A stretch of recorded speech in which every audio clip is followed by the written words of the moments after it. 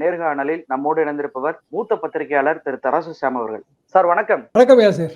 உச்சநீதிமன்றம் எஸ்பிஐ கிட்ட ஒரு கெடு விதிச்சு எலக்ட்ரோ பாண்ட் நீங்க அந்த விற்றது யார் யார் பேரு இதெல்லாம் உடனே கொடுக்கணும் அப்படின்னு சொல்லிட்டு ஒரு கெடு விதிச்சிருந்தாங்க. ஆனா குறிப்பிட்ட நேரத்தில் அதை கொடுக்க முடியாது, எங்களுக்கு ஜூன் 30 வரைக்கும் டைம் வேணும்னு சொல்லி எஸ்பிஐ கேட்டிருந்தாங்க. இதற்கு எதிராக கண்டெம்ட் ஆஃப் கோர்ட்டும் வழக்குமே தொடரப்பட்டிருக்குது எஸ்பிஐ மேல. இப்ப திடீர் திருப்பமாக இதற்கு முன்பு, அதாவது இன்றைக்கு உச்சநீதிமன்றத்திடம் விவரங்கள் தர முடியாது, நிறைய வேலை இருக்குன்னு சொல்லக்கூடிய எஸ்பிஐ 2019-20 காலகட்டத்தில் மோடி அரசு கேட்டவுடன் 48 மணி நேரத்தில் எலக்ட்ரோல் பாண்ட் விவரத்தை அத்தனையுமே கொடுத்திருக்கிறாங்க அப்படின்றத ரிப்போர்ட்டர்ஸ் கலெக்டிவ் அப்படின்ற இணையதளம் கண்டுபிடிச்சு வெளியிட்டு இருக்கிறாங்க. எப்படி சார் பாக்குறீங்க? ஏற்கனவே இது ஒரு பெரிய மோசடியான ஸ்கீம். அந்த காலகட்டத்திலேயே சொன்னோம். அதாவது நம்ம இதுவரைக்கும் கடைபிடித்த ஸ்கீம் என்ன அப்படின்னா, எலக்டோரல் ட்ரஸ்ட், தேர்தல் நிதி கொடுக்கணும்னு விரும்புறவங்க ஒரு அறக்கட்டளையை நிறுவனம், அந்த அறக்கட்டளை மூலமா பணம் கொடுக்கணும். ஏன்னா இன்கம் டாக்ஸ் ரிலீஃப் கொடுத்துட்றாங்க. ஸோ அறக்கட்டளைக்கு ஆட்டோமேட்டிக்காக கிடைச்சிருது.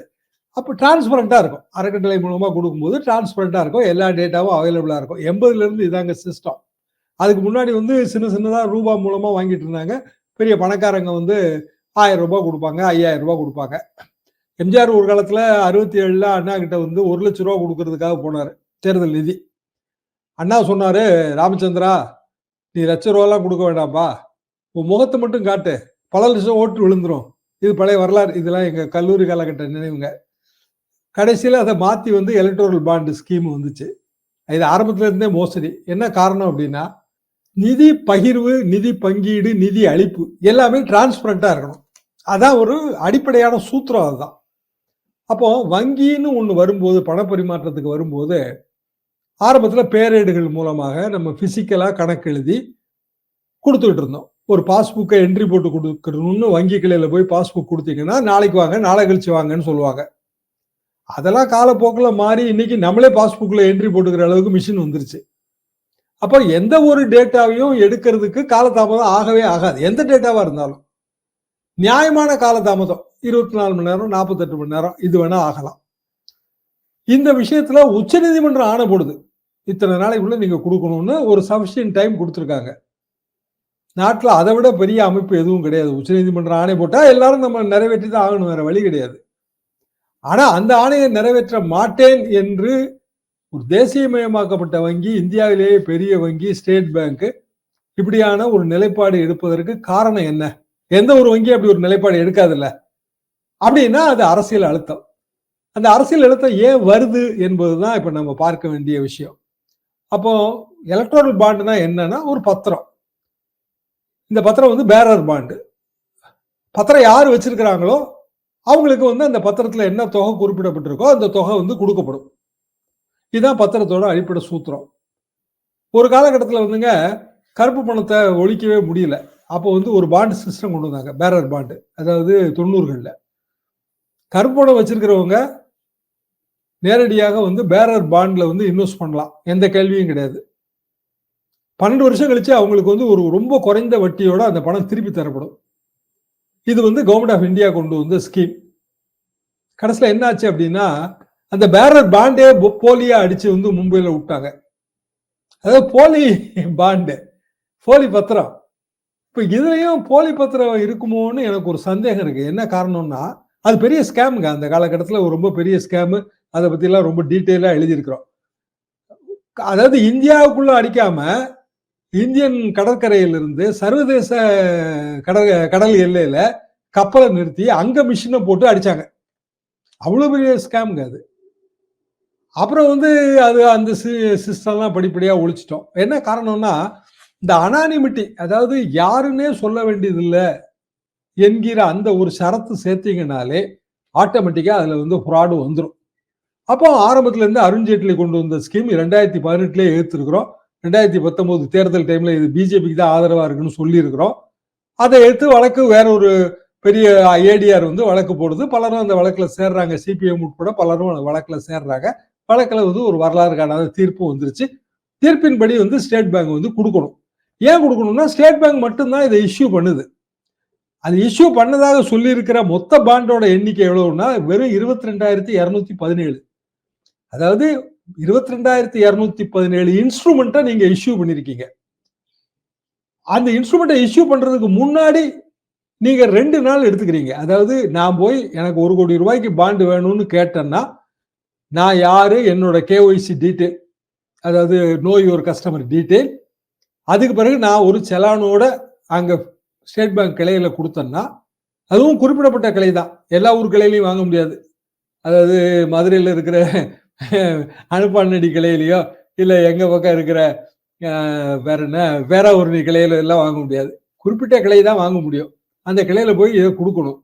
1000 ரூபாய் அப்படின்னு ஆயிரக்கணக்கில் கொடுக்குற பேரர் பாண்ட்லாம் யாரும் வாங்குறதே இல்லை. எல்லாமே 1 கோடி ரூபாய் பாண்டு தான். ஸோ நேச்சுரலா நியூ டெல்லி ஸ்டேட் பேங்க் ஒரே ஒரு கிளையில மட்டும் 67% வியாபாரம் ஆயிருக்கு, அதாவது பரிவர்த்தனை ஆயிருக்கு. அப்போ வாங்கும்போது வாங்குறவனோட ஃபுல் டீட்டெயிலும் உள்ள வருது. டிஜிட்டைஸ் பண்ணலன்னு சொல்றதும் தவறு. என்ன காரணம்னா, ஏற்கனவே நீங்க குறிப்பிட்ட அந்த 2018 அந்த காலகட்டத்திலேயே இதை வந்து ஏதாவது ஒரு வகையில் வந்து டிஜிட்டைஸ் பண்ணணும்னு சொல்லி சீரியல் நம்பர் போட்டாச்சு பாண்டுக்கு. நீங்க இப்பவும் அந்த பாண்டு பாத்தீங்கன்னா சீரியல் நம்பர் இருக்கு. பாண்டை வந்து எந்த கட்சிக்கு ஒருத்தர் கொடுக்குறாரு அப்படிங்கிற டேட்டா எங்க கிட்ட கிடையாது. ஏன்னா அது பாண்டை வாங்கிட்டு போறவன் டேட்டா தான் இருக்கு. எந்த கட்சிக்கு கொடுத்தாங்கிற டேட்டா எங்கிட்ட கிடையாது அப்படின்னு ஸ்டேட் பேங்க் சொன்னா ஓகே, அந்த டேட்டா அவங்க கிட்ட இருக்க வழி இல்லை. ஆனா பாண்டை வந்து ரிடீம் பண்ணிருப்பாங்கல்ல, திருப்பி கேஷா மாத்திருப்பாங்கல்ல, அந்த பேங்கோட அது வேற ஒரு பேங்க் மூலமா கேஷா மாத்திருந்தாலும், இப்போ உதாரணமா ஒரு குறிப்பிட்ட கட்சி அது வந்து வேற ஒரு பேங்க்ல அக்கௌண்ட் வச்சிருக்கு, அந்த பேங்க்ல அந்த பேரர் பாண்டை கொடுக்குது. ஆனா அந்த பேரர் பாண்டை திருப்பி வந்து ஸ்டேட் பேங்க் அந்த கிளைக்கு வந்து தானே அது வந்து கேஷ் ஆகணும். அப்ப திருப்பி யார் கேஷ் பண்ணா, யார் ரிடீம் பண்ணாங்கிறதும் ஸ்டேட் பேங்க்ல இருக்கத்தான் செய்யும்.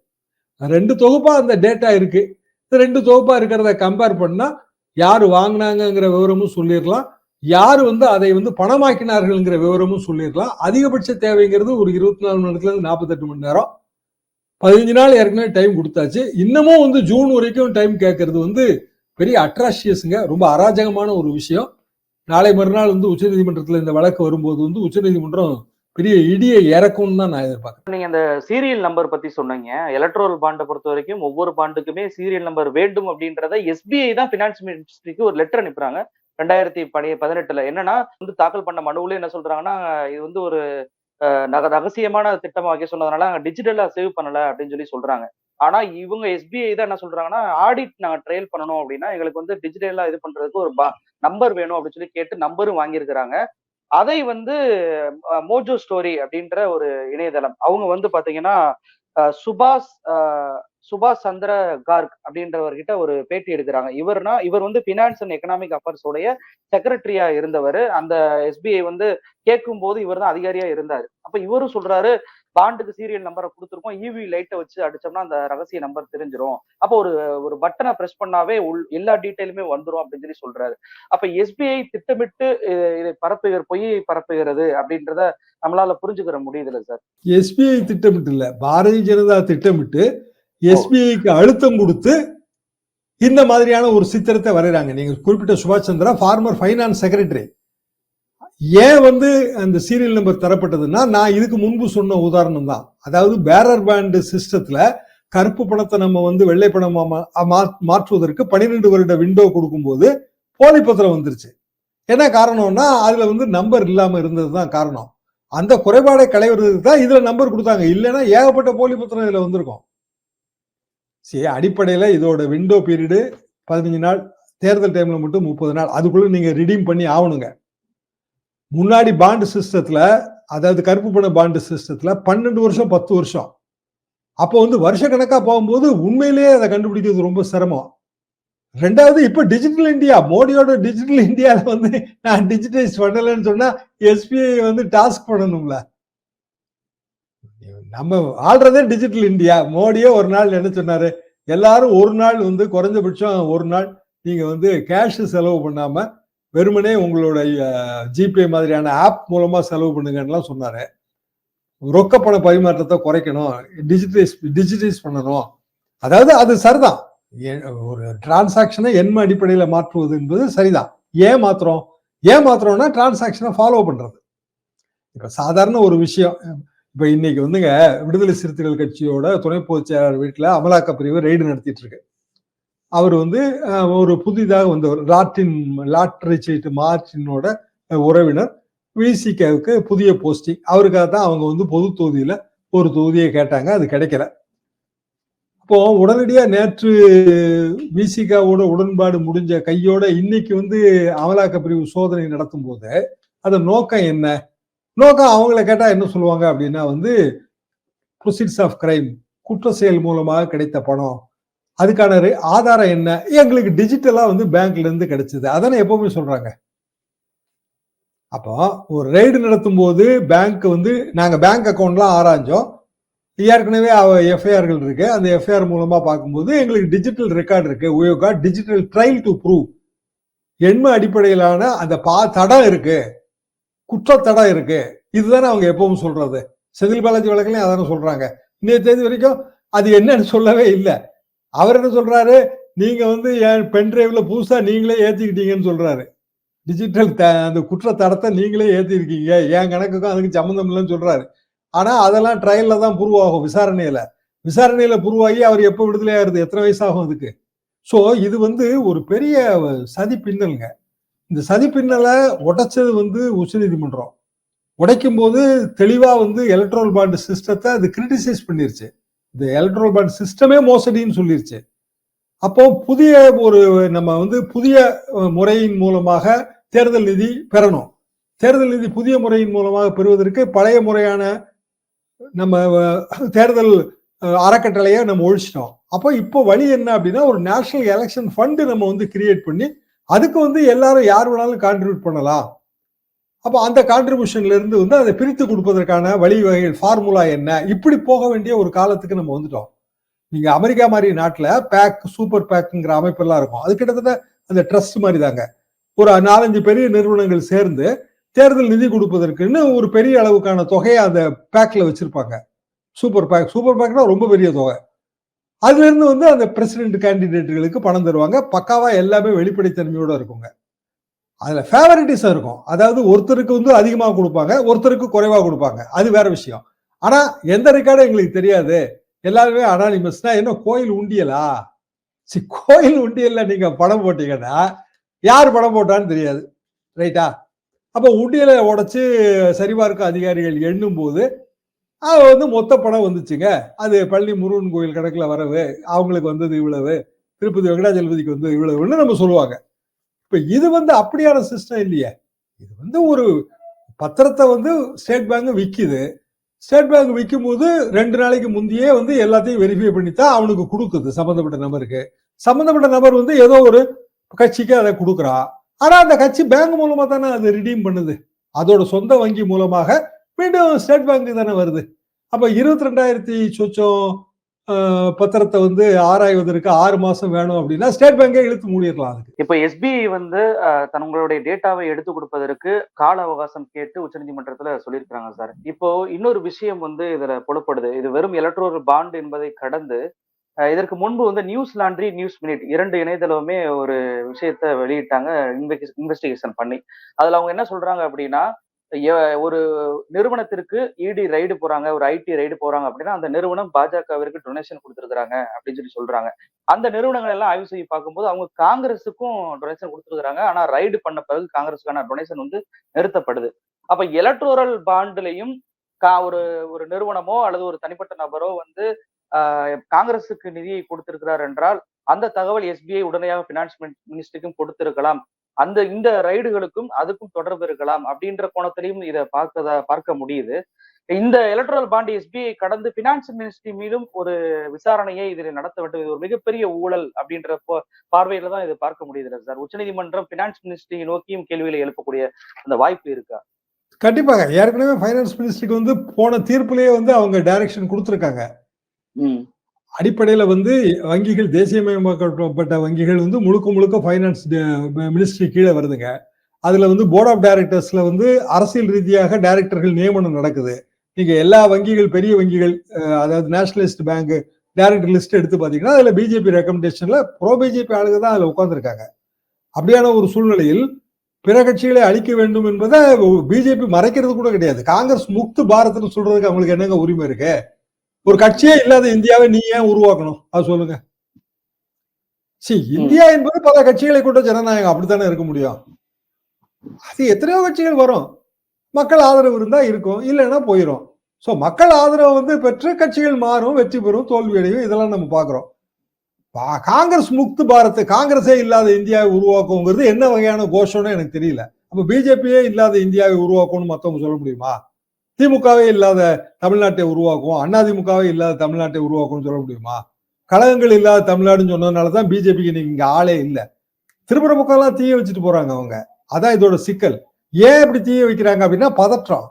இந்த தேர்தலில் அவங்க வந்து நினைக்கிற மாதிரியான வெற்றிக்கான வாய்ப்பே இல்லை. ஆனா பிரதமர் வந்து 400 370ன்னு அவரு இஷ்டத்துக்கு நம்பரை எலக்ட்ரல் பாண்ட் மாதிரி அடிச்சு விட்டுக்கிட்டே இருக்காரு. எங்க வாய்ப்பு இருக்கு அதுக்கு? சவுத்ல இருந்து ஜார்க்கண்ட்ல இருந்து தமிழ்நாடு வரைக்கும் 171 தொகுதியில 20-30 தொகுதி ஜெயிச்சா ஆச்சரியங்க பிஜேபி. அதுக்கு தானே ஒரிசால போய் ஆளுங்கட்சியோட கூட்டணி வைக்க போறாங்க. பிஜேபி ஒரிசா மாநில தலைவர் நேரத்தை அறிக்கை விட்டுருக்காருங்க. ஏங்க நாங்க வந்து ஆட்சியை பிடிக்கிற நிலைமையில இருக்கோம், நம்ம எதுக்காக நாங்க போய் இப்போ வந்து ஆட்சி கட்சியோட கூட்டணி வைக்கணும், நீங்க பத்திரிகையெல்லாம் தப்பா சொல்றீங்க அப்படின்னு அவர் சொல்றாரு. அப்ப பத்திரிகையில வர செய்தி தப்பு. பிஜேபிக்கும் பிஜேடிக்கும் ஆளுங்கட்சியான பிஜேடிக்கும் கூட்டணி எல்லாம் இல்லை என்பது பிஜேபி மாநில தலைவரோட அறிக்கை. ஆனா அது பேச்சுவார்த்தை நடக்கு. என்ன காரணம்? என்ன காரணம்னா அங்க ஒரிசால இருக்கிற மைனிங் இண்டஸ்ட்ரி, சுரங்க தொழில். அந்த சுரங்க தொழில் முதலாளிகள் என்ன நினைக்கிறாங்க அப்படின்னா, காங்கிரஸ் கட்சியோ இல்ல பிற கட்சியோ வந்து மத்திய ஆட்சிக்கு வந்துடக்கூடாது, நம்மளோட தொழிலுக்கு ஆபத்து அது. ஏன்னா அங்க அவ்வளவு ஃப்ராடுங்க. நீங்க ஒரிசா டிராவல் பண்ணி பாத்தீங்கன்னா உங்களுக்கு புரியும். இன்னும் சொல்ல போனால் மத்தியில இருக்கிற பெரும்பாலானவர்களின் பணம் வந்து ஒரிசால வந்து முதலீடு செய்யப்படுகிறது. அதாவது சுரங்க தொழிலுக்கு போயிட்டு திருப்பி ரிட்டர்ன் வருது. அதெல்லாம் வந்து போக போக தான் உங்களுக்கு தெரியும். ஆட்சி மாற்றம் ஏற்படணும்னு எதுக்கு சொல்றோம்னா, மோடி மேல இருக்கிற வெறுப்பு மட்டும் வந்து அப்படியெல்லாம் பார்க்காதீங்க. 10 வருஷம் ஒரு கட்சி ஆட்சியில இருந்தாலே ஆபத்து. ஏன்னா அந்த 10 வருஷம் இருந்த பிறகு அவங்க அடுத்த டேம் கொடுத்தோம்னா அவங்களை எடுக்கவே முடியாது. ரெண்டாவது 10 வருஷம் ஆட்சியில் இருந்த கட்சியோட தவறுகளை நீங்க கண்டுபிடிக்கணும், இன்னொரு கட்சி வரணும்ல. அப்பதானே ஜனநாயகம் சரியா இருக்க முடியும். ஆக இதை தடுப்பதற்கு முயற்சிப்பது யார் என்றால் பெரும் முதலாளிகள் தான். அது அதானியாக இருக்கலாம், இல்ல ஒரிசால இருக்கிற மைனிங் இண்டஸ்ட்ரியா இருக்கலாம், யாரோ ஒருத்தங்க இருப்பாங்க. அவங்க எந்த அளவுக்கு எலக்ட்ரல் பாண்ட்ல ஸ்கீம்ல இன்வெஸ்ட் பண்ணிருக்காங்கிறதா இப்ப கேள்வியே. நீங்க வந்து டோட்டலா இந்த லிஸ்ட வெளியில விட்டீங்கன்னா அது பக்காவா தெரிஞ்சு போயிருங்க. இப்பவுமே கசிஞ்ச சில தகவல்கள் படி வேதாந்தா நிறுவனம், ஸ்டெர்லைட் வேதாந்தா நிறுவனம், அதானி இவங்கெல்லாம் வந்து பெரிய அளவுக்கு பணம் போட்டிருக்காங்க. எக்கனாமிக் அஃபண்டர்ஸ், வெளிநாட்டுக்கு தப்பி போன விஜய் மல்லையா, நீரஜ் மோடி இவங்களாம் எலக்ட்ரல் பாண்ட் ஸ்கீம்ல வந்து கான்ட்ரிபியூட் பண்ணியிருக்காங்கிறத கசிகிற தகவல் நமக்கு உண்மை தெரியாது. ஆனால் சுப்ரீம் கோர்ட்டுக்கு கொடுத்த பிறகு அது வந்து கசிகிற தகவலா இருக்காது, அது முழு உண்மை. இன்னைக்கு என்ன பண்ணிட்டாங்க அப்படின்னா வந்துங்க, மிகப்பெரிய ஆர்டிஐ சைட் 2 வந்து முடங்கிட்டாங்க. ஒண்ணு வந்து தேர்தல் ஆணைய சைட்டு, அதுல போனீங்கன்னா மெயின்டெனன்ஸ் அண்டர் மெயின்டெனன்ஸ்னு காட்டுது. இன்னொன்னு கவர்மெண்ட் ஆஃப் இந்தியாவோட ஆர்டிஐ வெப்சைட்டுங்க.